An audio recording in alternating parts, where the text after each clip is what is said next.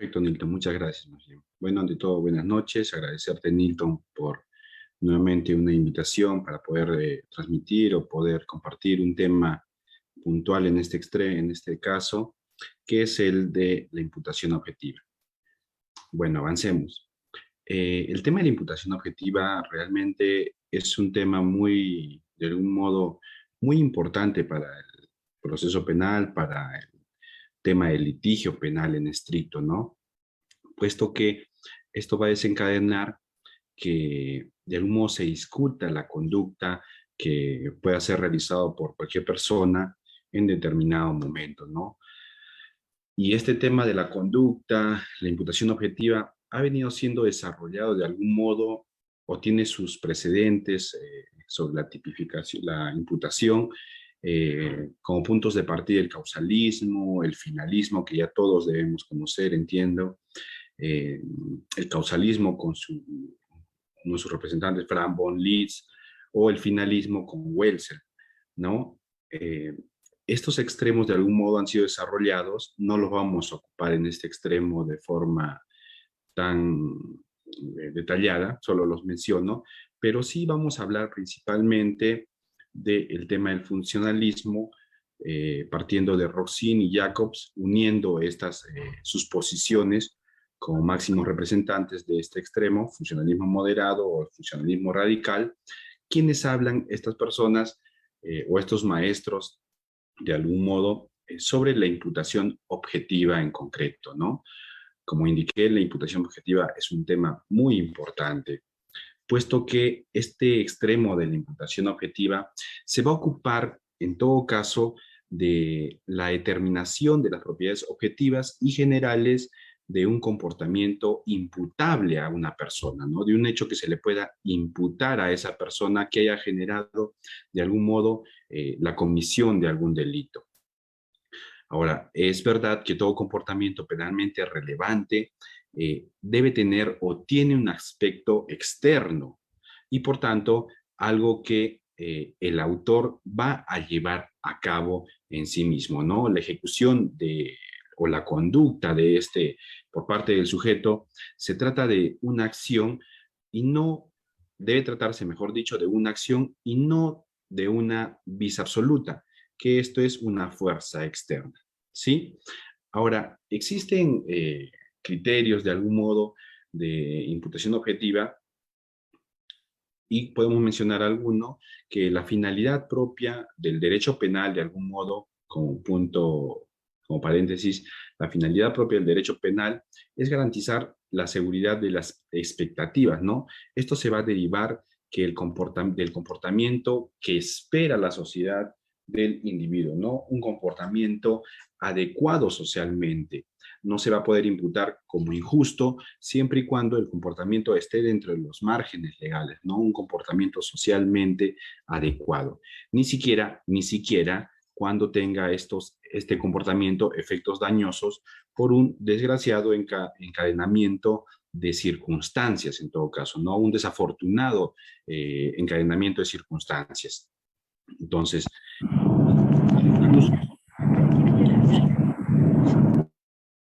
incluso en ese caso, no se le va a poder imputar el injusto correspondiente siempre y cuando la conducta de esta persona vaya enmarcada dentro del comportamiento adecuado socialmente permitido dentro de la sociedad que de algún modo esté regulado, ¿no?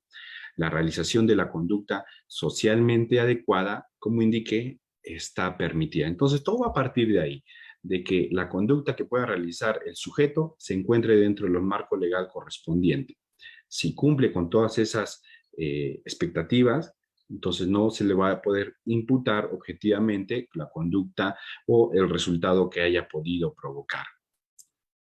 Como por ejemplo los criterios de riesgo permitido, ahí tenemos, y en su momento voy a mencionarlos, el principio de confianza, la comisión referida al garante, la prohibición de regreso, que es tanta conocida, y pertenecen a la adecuación social de algún modo, ¿no? Que verificadas estas conductas, no se le va a poder imputar el resultado o la conducta realizada por el sujeto activo en su momento.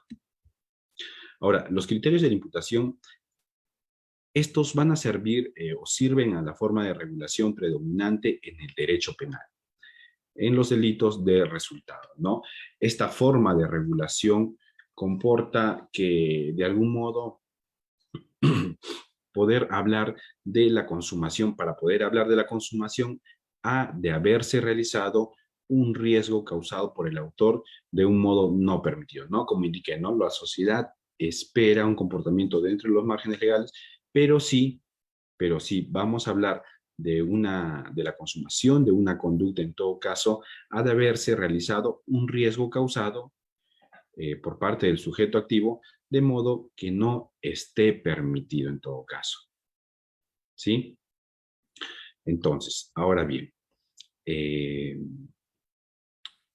sobre este extremo también, como precedente, como concepto, podemos indicar que la conducta humana va a causar un resultado en todo caso, y este resultado que vaya a realizar la persona debe provenir de una conducta que tenga una relevancia de algún modo jurídico penal. Entonces, no es cualquier conducta, ¿no? Tiene que ser una conducta humana que genere una relevancia jurídico-penal, ¿correcto? El código regula de algún modo conductas humanas, no conductas de otro tipo, no conductas animales, o como en algún momento escuché del doctor Almanza, conductas de extraterrestres, ¿no? Entonces, eso no va a regular. Si algún extraterrestre viene y realiza algún hecho ilícito, nuestro código no regula eso, ¿no? Lo único que regula son conductas humanas. Por ello es que se van a sancionar este tipo de conductas siempre y cuando tengan cierta relevancia jurídico-penal. Para comprobar una conducta a un tipo es necesario, y aquí podemos empezar sobre el tema de imputación objetiva, es necesario comprobar la relación existente entre la conducta y el resultado típico. ¿Sí? Tenemos que comprobar la relación que existe entre la conducta realizada y el resultado típico.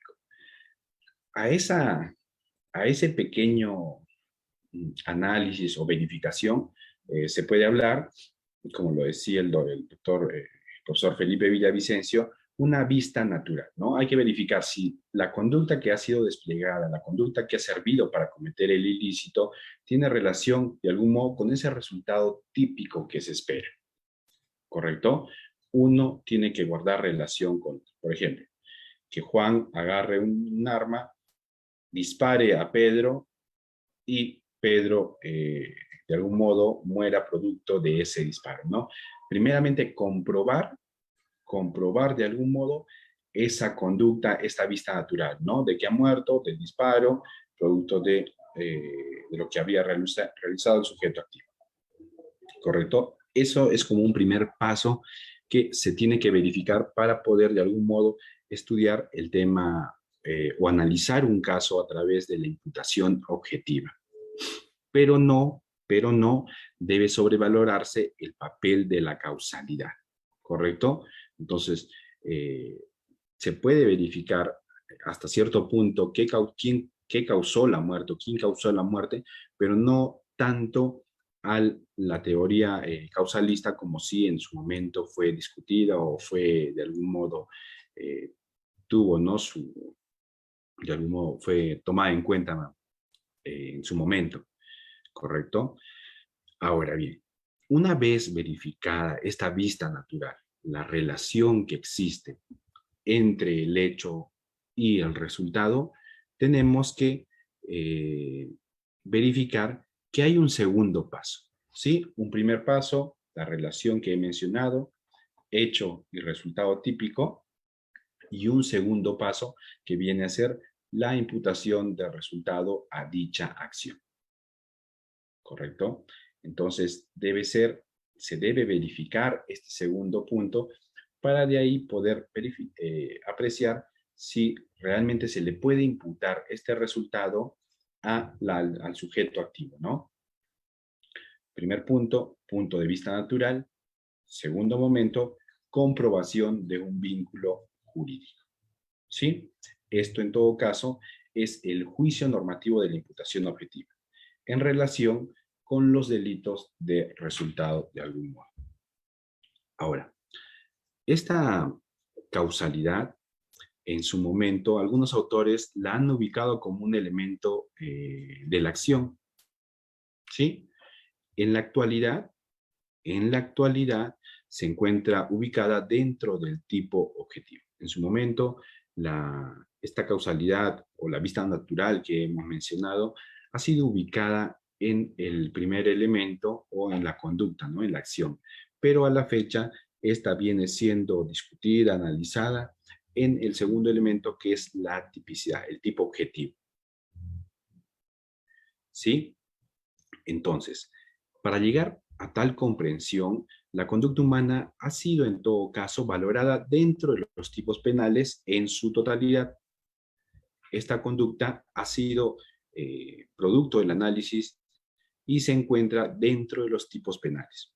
Por ello, no es típica cualquier causación de un resultado, sino aquellas que forman parte del injusto correspondiente. Por otro lado, se aprecia que la atribución del resultado ya no es en todo caso esta atribución a un sujeto activo del resultado, ya no va a ser en todo caso resultado o ya no es una cuestión dominante, sino que ésta se extiende fuera de la imputación del resultado en todo caso. La causalidad entre una acción y el resultado solo puede constituir una parte del elemento de la imputación objetiva. Es decir, la causalidad va de algún modo, va implícita en este juicio de imputación. Como bien se ha indicado, en un primer límite mínimo para la realización de la conducta típica es la causalidad natural, la vista natural, ¿no? Como primer elemento. No bastando en todo caso, o no basta solo este primer elemento, así solo sea el nexo causal, sino la imputación objetiva en sentido estricto, ya el análisis jurídico penal correspondiente para poder recién atribuirle a esta persona el resultado. Como bien dice, o bien tenemos dentro de nuestro código, queda proscrita toda responsabilidad objetiva, ¿no? O sea, la vista natural no puede tomarse como la comisión o la tipicidad total del delito, sino debe verse más allá. El hecho de que hayan encontrado en su momento a Juan Pérez con un cuchillo y dentro de la casa haya fallecido una persona con un cuchillazo en el cuello, en la yugular, por ejemplo, no se debe tomar en cuenta como que si esta persona realmente ha generado, mejor dicho, o ha matado a esta persona, ¿no? Tiene que ir más allá el estudio correspondiente. Ahora, ejemplo que coloca también el profesor Felipe Villavicencio es cuando una persona también, otro ejemplo, cuando una persona niega que la muerte de las personas se debe a las quemaduras de un incendio, por ejemplo, sino por la asfixia de gases tóxicos, que es una causalidad natural. No basta en todo caso la causación de que el sujeto ha realizado el tipo, sino que tal resultado se le pueda imputar objetivamente, ¿no? ¿Y por qué repito esto, no? Porque no basta el nexo causal entre la acción y el resultado. Y esto voy a repetir durante toda la exposición, porque esa es la médula de la imputación objetiva, ¿no? No solo basta la acción y el resultado, sino que esto tiene que ir más allá, un estudio, un peldaño más allá para poder imputarle realmente o correctamente el hecho que es materia de acusación en su momento, ¿no? No basta, por eso digo, la causación de que el sujeto haya realizado el tipo, sino que tal resultado se le pueda imputar objetivamente a esta persona. A eso se tiene que llegar cuando se trate sobre el tema de la imputación objetiva.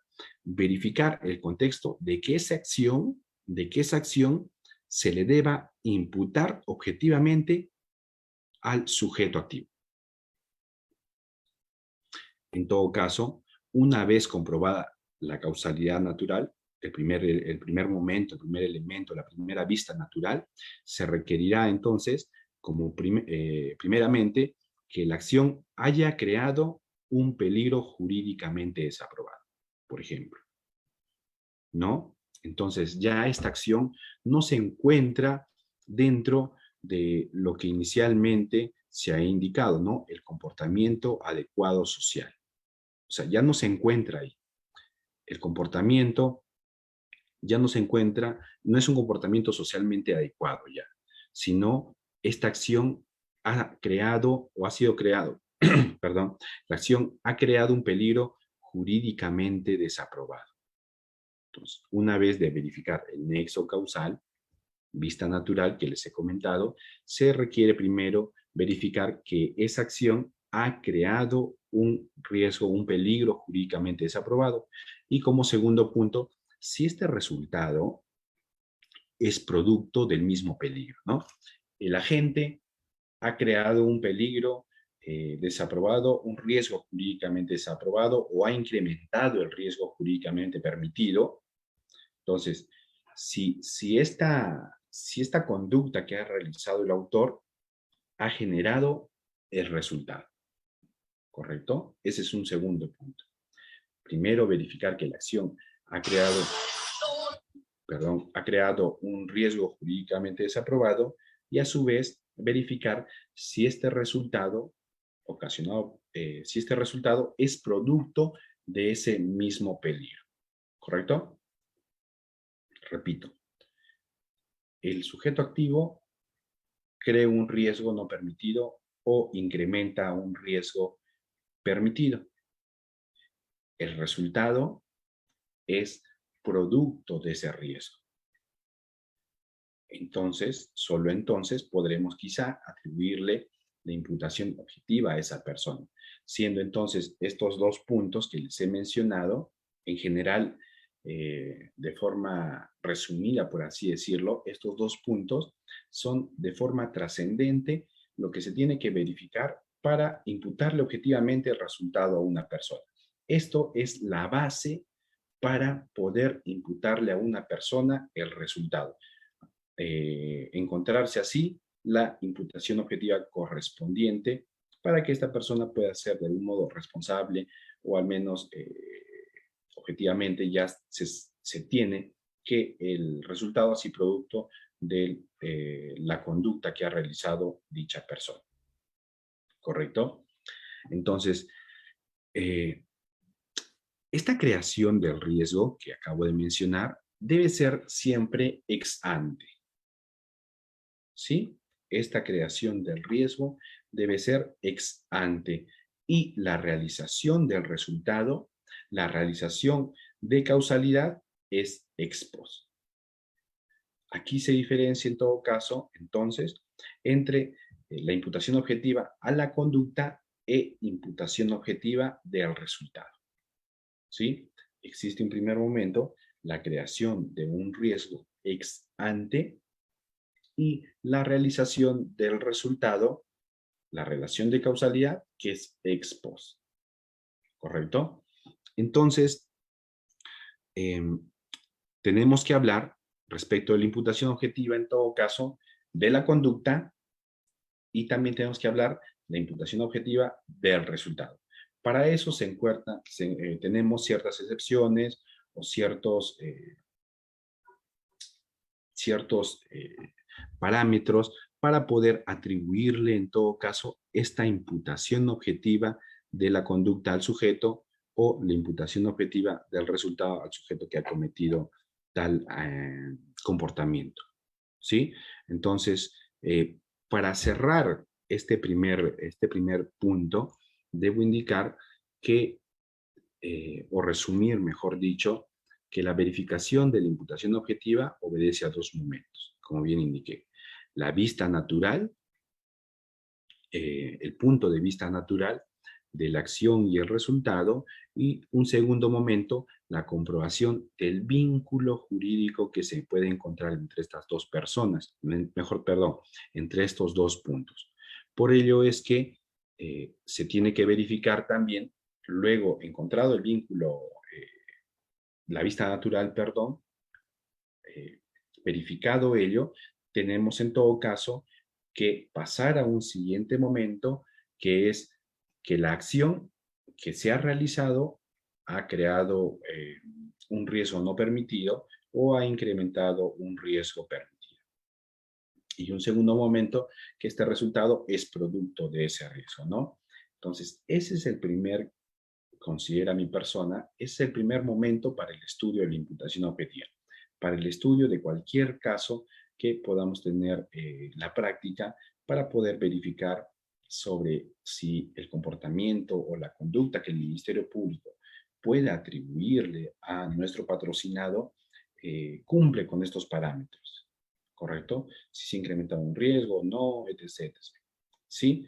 Entonces, esa es la base para poder, de algún modo, poder pasar a los siguientes extremos, que es la imputación objetiva de la conducta y el resultado, donde ahí apreciamos de algún modo ciertas excepciones también que se verifican a lo largo de determinados casos, ¿no?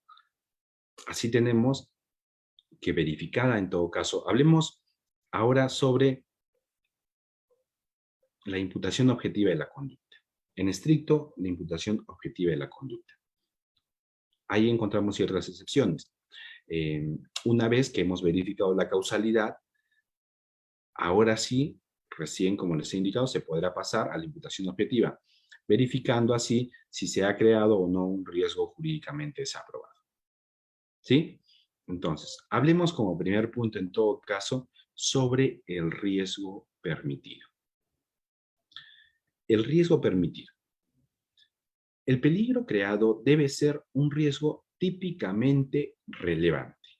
No puede ser cualquier riesgo, no debiendo este riesgo estar dentro del ámbito del riesgo permitido, riesgo socialmente adecuado que les he indicado al inicio de mi presentación, ¿no? Entonces, este riesgo debe tener cierta característica, perdón, típica, relevante.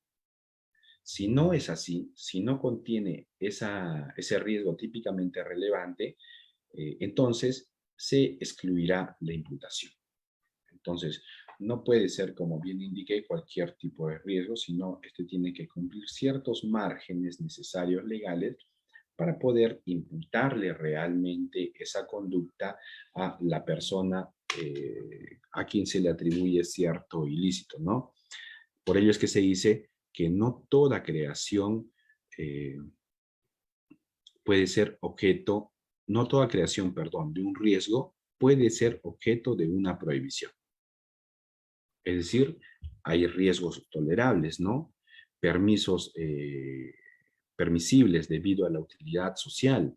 Por ejemplo, la construcción de un edificio es un hecho riesgoso, ¿no? Pero es necesario. La construcción de veredas, de algún modo, o de autopistas, ¿no? Son hechos, son riesgos de algún modo necesarios, pero tolerables. El transporte público es un hecho riesgoso, pero tolerable y permitible, ¿no? Permitido. Debe rebasar, en todo caso, este riesgo más allá del riesgo permitido que les he indicado o tolerable. El resultado, en todo caso, si se rebasa ese riesgo permitido, entonces sí, esa conducta deberá ser imputado al autor. En la mayoría de casos, el riesgo permitido se encuentra regulado, ¿no? Ahí tenemos el tema de las industrias, tenemos el tema del tránsito, el reglamento de tránsito. Entonces, todos aquellos riesgos que son permitidos o tolerables se encuentran de algún modo regulados dentro de diferentes normativas que establece nuestro Estado, ¿no? Nuestro país. En la mayoría de casos, el riesgo permitido, como bien indiqué, se encuentran regulados, pero existen otros que no se encuentran regulados. Doctor, ¿y estos riesgos que no se encuentran regulados, cómo vamos a hacer en todo caso, no? Ah, ya, permíteme. En todo caso, cuando estos riesgos que no se encuentran regulados, como son el tema de industrias, el tema de tránsito, reglamento de tránsito, entre otros, existe lo que llamamos la Lex Artis, ¿correcto? Y esta Lex Artis, más que todo, abarca el tema o va directamente relacionado a la actividad médica. La actividad médica se encuentra regulada no con normativas, no con un decreto legislativo, no con una ley, como es el procedimiento, no, sino esta Lex Artis se encuentra regulada con protocolos propios de colegio médico, puede ser, ¿no? Entonces, a ello llamamos Lex Artis. En todo caso, este riesgo o la conducta que se vaya a realizar por parte del tema de lo que se conoce comúnmente como negligencia médica, entonces nosotros recurrimos a los protocolos que puedan tener el Colegio Médico del Perú, ¿no? En sus diferentes sedes. Entonces, o existe a veces juntas en las cuales se reúnen diferentes médicos y ven cuál ha sido el procedimiento, cuál es el procedimiento en todo caso adecuado para determinado procedimiento que es objeto o es materia de un tema de denuncia por negligencia médica, ¿no?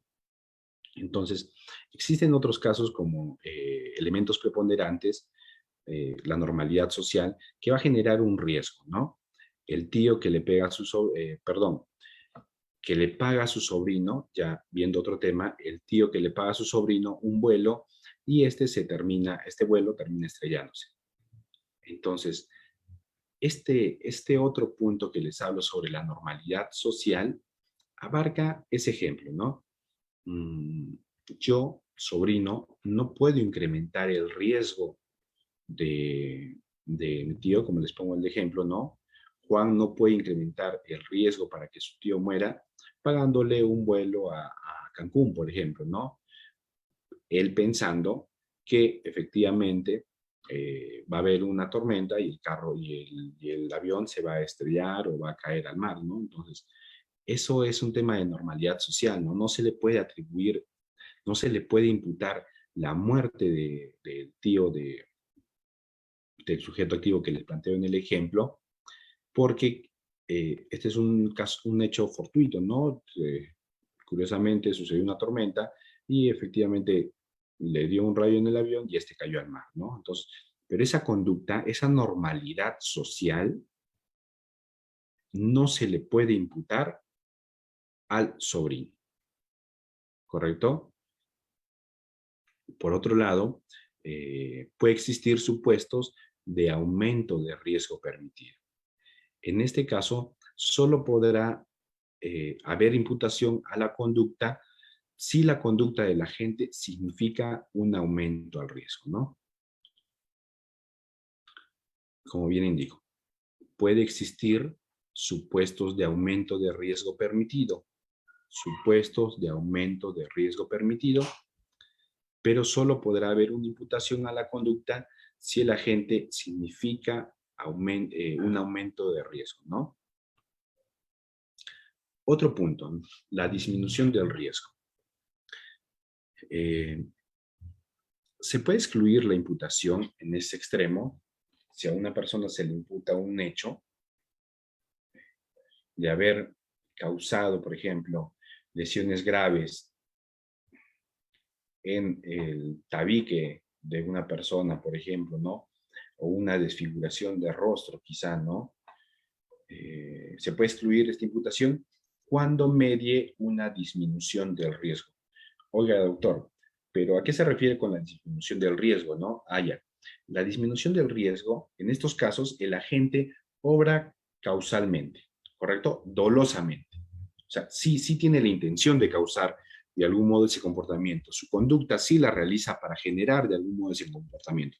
Para haber tirado X, haber empujado a Y hacia un lugar donde había espinas, por ejemplo, o un lugar donde existían piedras de algún modo, pero esta conducta ha sido ocasionada a fin de evitar un resultado mayor. ¿Sí?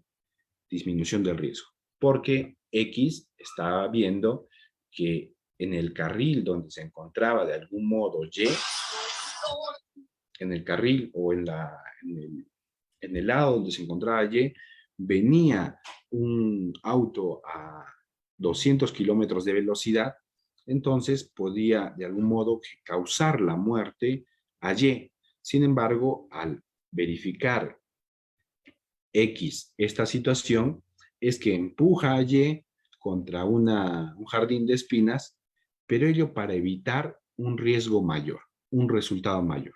¿Y cuál es el resultado mayor, doctor? Ah, ya, el resultado mayor acá es la muerte.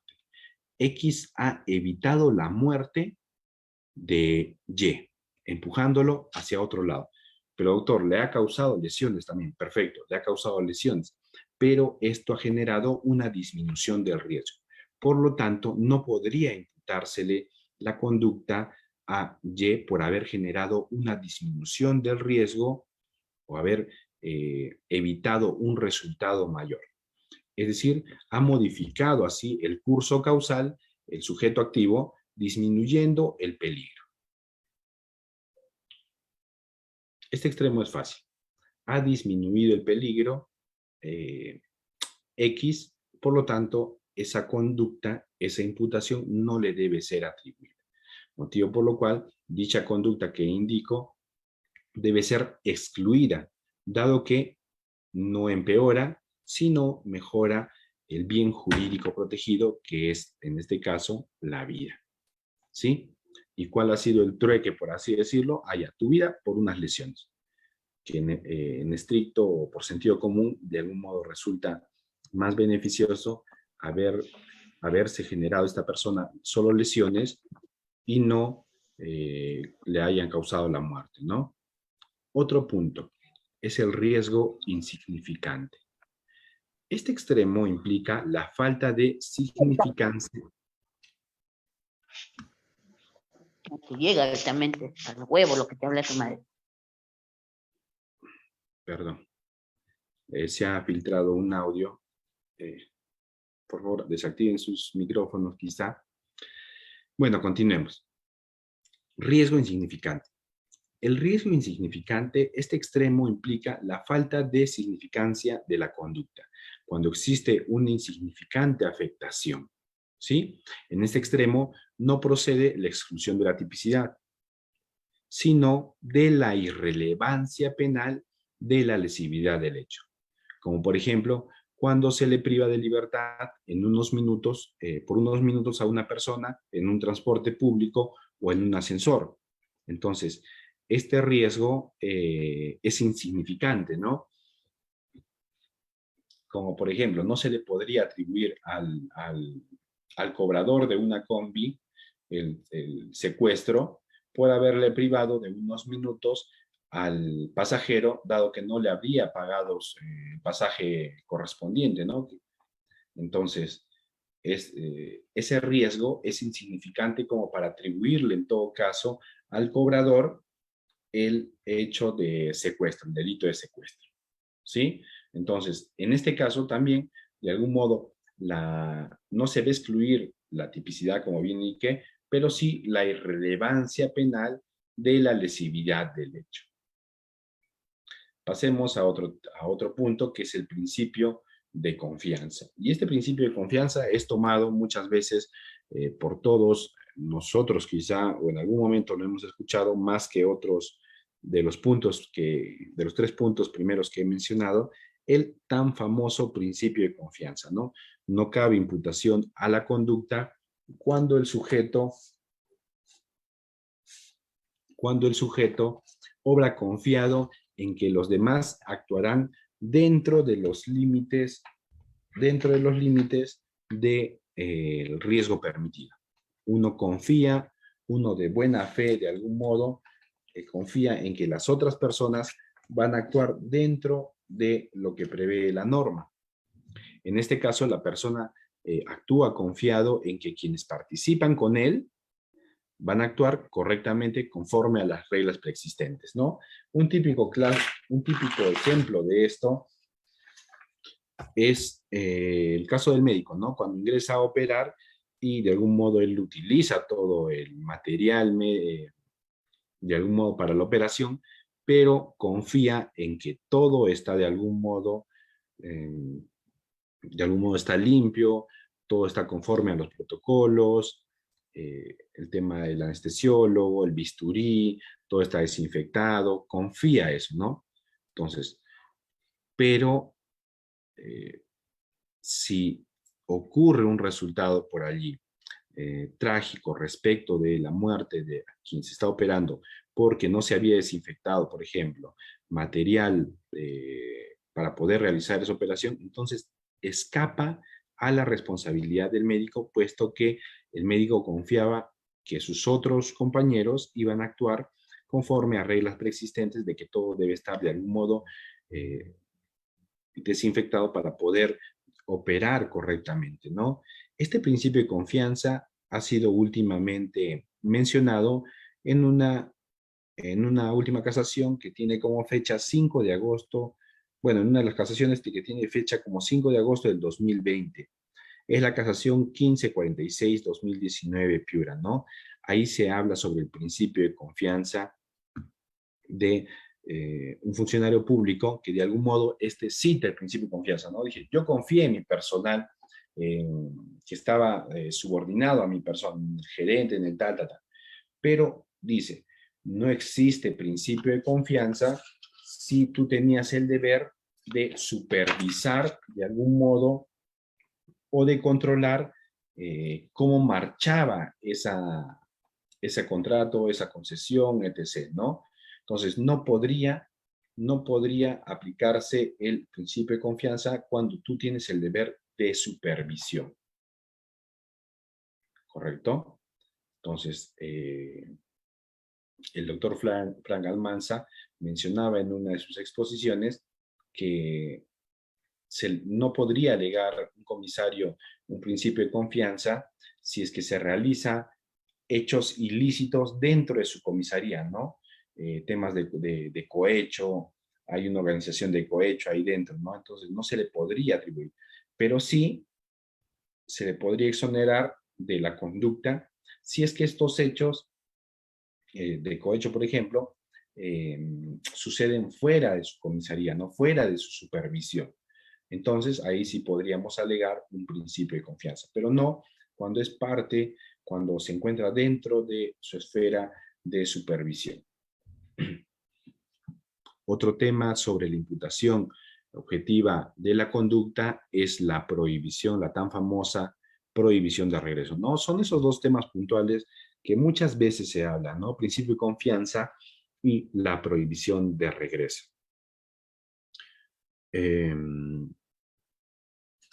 La prohibición de regreso es entendida como una condición previa para limitar la causalidad. Es decir, es un criterio limitador de la imputación de la conducta que viene a ser inocua, estereotipada, neutral, y lo que amerita verificar que, por tanto, no constituye una participación en el delito cometido por un tercero.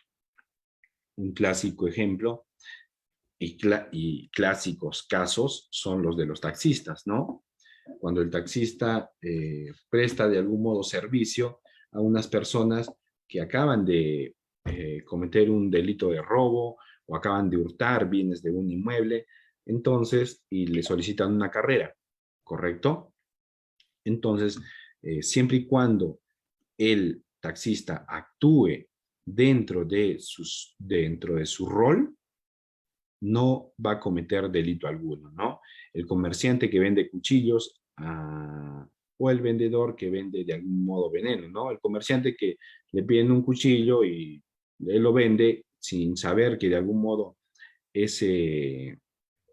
sin saber de algún modo que ese cuchillo va a ser usado para de algún modo quitar la vida a otra persona, entonces no comete delito alguno, a menos que el autor, el sujeto activo, le diga, mira, la víctima tiene tanta estatura, es así, tiene estas características, y el que vende el cuchillo le diga, ya, te puedo recomendar para que mates bien a esa persona, para que asegures la muerte de esta persona y no se te escape, te puedo recomendar este cuchillo que viene con un gancho adicional, etc., ¿no?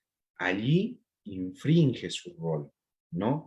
Allí se le imputaría la conducta de algún modo, ¿no? No podría no imputársele esa conducta porque ya se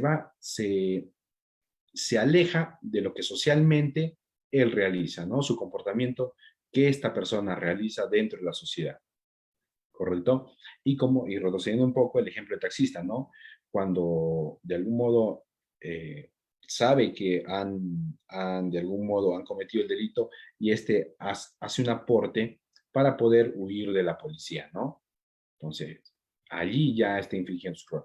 Pero si solo de algún modo realiza carreras sin de algún modo sospechar que esta persona ha cometido un robo o pese a que le haya dicho, ¿no? El ladrón que sí ha robado a una persona y le pide que avance más rápido, entonces, y el taxista solo va al paso que realmente andan, entonces no habría cometido, no se le podría imputar esa conducta al taxista, por lo que estamos ante una figura de prohibición de regreso y no se le debería imputar la conducta que se plantea, ¿no? Así tenemos como último punto respecto de la imputación objetiva a la conducta, el ámbito de responsabilidad de la víctima, la imputación a la víctima. Esta imputación a la víctima o el ámbito de responsabilidad de la víctima se da cuando la propia víctima con su comportamiento va a contribuir de manera decisiva a la realización del riesgo no permitido. ¿Correcto? Perdón. Un poco de agua de lo tanto que se habla. Entonces, el ámbito de responsabilidad de la víctima se da cuando la propia víctima va a generar un peligro, ¿no? Va a generar un riesgo no permitido, ¿correcto? Entonces, no se le va a poder imputar el resultado al sujeto supuestamente activo, ¿no? Por ejemplo, hay un clásico ejemplo también que un empresario realiza un concierto en cierto lugar y por allí existe un puente colgante. Entonces, pero el empresario diligentemente realiza todos sus permisos ante la municipalidad, todo eso, hace un escenario para que de algún modo pueda llevarse a cabo el concierto, pero existe otro tipo de personas que de algún modo por no pagar la entrada en el escenario, en el ámbito donde se ha realizado el concierto, es que deciden irse a un puente colgante que se encuentra metros más allá para poder observar el concierto de forma gratuita. Entonces, es obvio saber que un puente colgante no va a resistir el peso correspondiente de cientos de personas que van a ver, ¿no? Y este puente colgante se cae, se destruye y en consecuencia las personas que se encontraban dentro de ese puente resultan heridas o muertas, ¿no? Ese resultado no podría atribuírsele al empresario, puesto que él diligentemente ha sacado los permisos correspondientes para que se realice conforme a la norma su concierto. La propia víctima es quien se ha autopuesto en peligro para poder de algún modo sacar un provecho, pero que de algún modo escapa de la esfera del empresario. Por lo tanto, no podría imputársele a la víctima, al empresario, el resultado lesión o muerte por parte de estas personas que de algún modo se han autopuesto en peligro, ¿no? Lo mismo sucede en el tema de las famosas estafas, ¿no? Cuando de algún modo llaman indicando que son familiares, ¿no? Que tu familiar está detenido, que deposita por allí de algún modo dinero para poder salir en libertad, etc., o por allí algún tema de contratos, ¿no? De casas, que al final, o de camionetas, ¿no? De camionetas, si no se verifica, no se cumple con verificar en registros públicos que realmente existe esa propiedad o exista ese bien mueble, entonces uno se autopone de algún modo en peligro, ¿no? No verificando todo ello.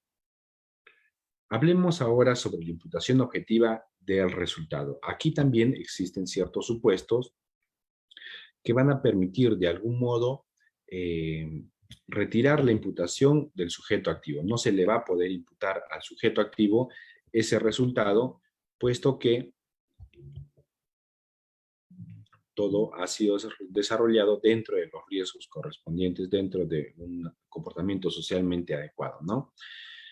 El estudio normativo, en todo caso, de la imputación objetiva del resultado, de la imputación, no solo se va a limitar a la verificación, en todo caso, y determinación de la tipicidad de la conducta, ¿sí? Entonces, no va a acabar solo ahí, en la verificación de la tipicidad de la conducta, sino que también existen reglas, luego de que se haya verificado la conducta típica como tal, que he hecho mención, en qué supuestos el resultado también puede ser imputado a la conducta, lo que se llama imputación objetiva del resultado o imputación objetiva en sentido estricto, ¿no?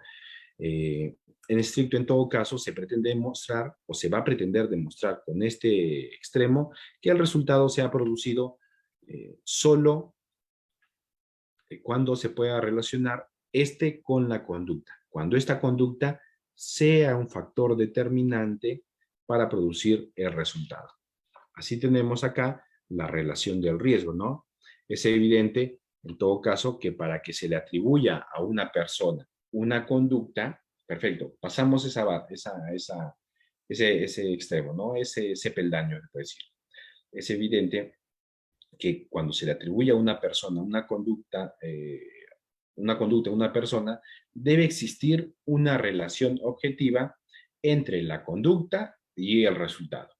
Una realización del riesgo inherente a la conducta. Una relación del riesgo inherente a la conducta. En este extremo se puede negar la imputación objetiva, que si bien se ha producido un resultado que ha sido causado por la conducta del sujeto activo, es decir, ya tenemos que la conducta del sujeto activo ha provocado ese resultado. No se olviden, estamos hablando sobre la relación del riesgo, creando un riesgo prohibido. Perfecto. Sin embargo, el resultado final es producto de otro riesgo. A ver, ¿qué pasó acá? Perfecto. Yo he realizado una conducta y he creado un resultado. He lesionado a Juan Pérez, le he metido un botellazo en la cabeza y producto de ese botellazo en la cabeza, Juan Pérez ha ido al hospital a que lo traten y está internado unos días. ¿Sí? Pero el hospital se incendia y Juan Pérez muere. ¿Se me podrá atribuir a mí esa conducta, o mejor dicho, ese resultado, la muerte? Oye, doctor, pero tú le has metido un botellazo y si no le hubieras metido ese botellazo, entonces Juan Pérez no hubiera ido al hospital y tampoco hubiera muerto. Pero mi botellazo que le di solo provocó que esté internado, mas no ha provocado la muerte que sí fue causada por el incendio. Me dejo entender. La relación del riesgo. Entonces, el resultado muerte no podría atribuírseme a mi persona, más solo lo que ocasioné con el tema de la lesión, que será materia de cuestionamiento en su momento, ¿no? Pero no el resultado de muerte. ¿Ven? Se pueden dar cuenta que no existe relación del riesgo. Entonces, en ese caso, se le excluirá de la imputación objetiva que se le realice por si existe un caso similar a este, ¿no? Otro tema de exclusión de la imputación objetiva son los nexos causales desviados. En este extremo es necesario verificar si el supuesto se desarrolló dentro de los límites del riesgo que existe durante la realización del riesgo del resultado, no sobre la imaginación del sujeto activo. Por ejemplo, nexos causales desviados. El que arroja a una persona para que se ahogue. pero lamentablemente cuando lo está arrojando al acantilado, sucede que en el intermedio del acantilado existía una roca sobresaliente. Se golpea en la roca y producto de ese golpe cae el precipicio y fallece. No fallece ahogado, sino fallece producto del golpe en la cabeza. Entonces, doctor, entonces no se le va a poder imputar el resultado, no se le va a poder imputar en todo caso la conducta, ¿no? Atribuida, no, sí, en este caso sí se podría imputar esa conducta, porque de algún modo, si bien es cierto, ha muerto de diferente modo a como quería, pero de algún modo estos nexos causales solo, como bien dice su nombre, solo se ha desviado, el resultado era igual, la muerte en todo caso, ¿correcto? Ahora existe la interrupción del nexo causal. Las modificaciones de la causalidad natural, siempre y cuando ésta genere un aumento o anticipe en el tiempo el resultado. ¿Y qué es eso, doctor? Ah, ya. Entonces, acá se trata de supuestos de interrupción de nexo causal por acciones humanas autónomas. Por ejemplo, la víctima en un primer momento es herida mortalmente por un agente X, pero luego viene un tercero y le da un disparo con lo que genera su fallecimiento. ¿Correcto? Entonces, Juan Pérez le incrusta un cuchillo en su víctima que de algún modo esta iba a morir a la hora, por ejemplo, pero sucede que media hora antes de que pueda fallecer, está agonizando, viene Pedrito y le da un disparo a la víctima en la cabeza y muere. Aquí existe una interrupción del nexo causal, es decir, esa muerte no pueden imputarle a esa persona. En este caso, como bien indicado, se produce una desviación del curso causal, dado que el ex ante, mi conducta, el cuchillo de Juan Pérez, no puede imputársele la conducta de algún modo ex post, porque de algún modo, por mucho que haya podido causar la herida con el cuchillo, por mucho que haya podido causar la muerte, no podría imputársele el producto o el resultado muerte producto del disparo, ¿no? Oiga, doctor, pero igual voy a morir con el cuchillo. No, claro, perfecto. Pero ahí se atribuye una interrupción del nexo causal. Ahora, hay otro punto, de algún modo, ya para terminar, por así decirlo, mi exposición de forma resumida, porque es extenso también el tema, habría más que desarrollar. Tenemos resultados producidos a largo plazo, ¿correcto? Existen daños permanentes, sobre este punto existen daños sobrevenidos y resultados tardíos. Doctor, a ver, díganos, ¿a qué se refiere con daños permanentes? Ah, ya, no, a mi patrocinado, por ejemplo, digamos, o al sujeto activo, no se le va a poder imputar un resultado cuando ésta haya sido producido, por ejemplo, cuando acontece una lesión y se produce un daño permanente. Ejemplo, Juan Pérez agarra y no le cae su vecino y le corta, le fractura los huesos de su pierna y producto de esto, esta persona permanentemente ya no puede caminar bien con un pie. Un día que está caminando por la calle con muletas, es que bien lo intentan robar y como la víctima no puede correr, le terminan robando y de algún modo dando muerte. Ah, ya. Entonces, doctor, si la víctima hubiera tenido sus dos pies, sí hubiera podido correr y escapar, doctor. Entonces, como no ha podido correr y escapar producto de la lesión de Juan Pérez, entonces se le debe atribuir el resultado. No, no, no, no. Estos daños permanentes no pueden atribuírsele. No pueden, de algún modo,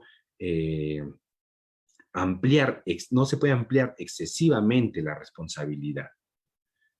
¿Correcto? Ahora existe lo que es daños sobrevenidos. En este extremo se excluye también la imputación objetiva que se pueda realizar. En este extremo el resultado se encuentra relacionado o codeterminado con la persistencia de una lesión inicial no curada y un factor externo. Por ejemplo,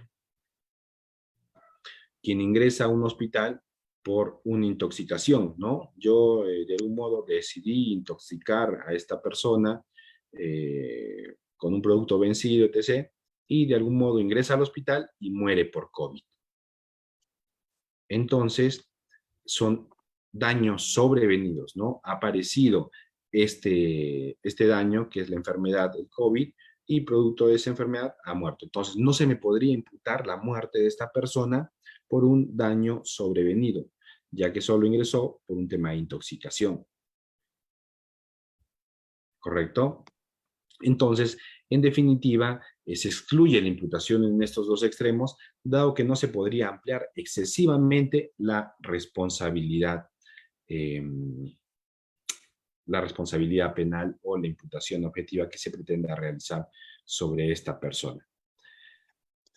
Por último, fin de la protección de la norma penal. Para que se presente dicha imputación o se le atribuya una imputación a una persona sobre este extremo, va a ser necesario identificar que el resultado generado por el peligro se halle presente en el tipo penal. A ver, doctor, explíquenos.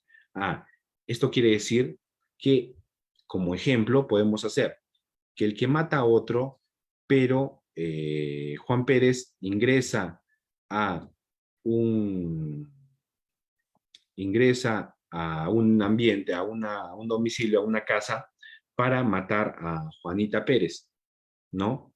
Pero durante la ejecución de su hecho ilícito, ve su mamá de Juanita Pérez, ve que están dando muerte a su mamá, le da un paro cardíaco y muere. Entonces, doctor, como producto de la impresión ha muerto la madre de la víctima de Juanita Pérez, entonces hay que atribuirle también el resultado a Juan Pérez. No. Hay un límite. Por eso dice, esta excepción, fin de protección a la norma. La norma solo protege a aquella persona a quien se está vulnerando su bien jurídico protegido. En este caso, se estaba vulnerando a Juanita Pérez, a ella es a quien ha dado muerte. Que producto de eso haya ocurrido una impresión y haya muerto la madre de esta, no alcanza la norma del que mata a otro, calce para la situación de la madre de esta. Por lo tanto, no podría imputársele el resultado muerte a Juan Pérez respecto de la impresión que ha causado su madre. ¿Correcto? Entonces, he tratado de resumirlo, el tema de la imputación objetiva, con sus excepciones cuando no calza de algún modo las imputaciones que vayan a poder realizarse en determinados casos o supuestos. Entonces, cuando llegue un caso a determinada persona y se le pida, se le atribuya un delito, en todo caso tendrá que hacer este filtro de imputación para ver en cuál de estas excepciones calza nuestro hecho, ¿no? Y si no calza en ninguna de estas excepciones, entonces lamentablemente sí podrá ser imputable objetivamente del hecho que es materia de acusación. Si no sucede esto, entonces no podrá imputársele, o mejor dicho, si se halla alguna de estas excepciones, no podrá imputársele el hecho correspondiente al sujeto activo. Sí, bueno, espero haber sido claro con esta exposición y de algún modo el tiempo apremia también. Y muchas gracias por su atención, señores.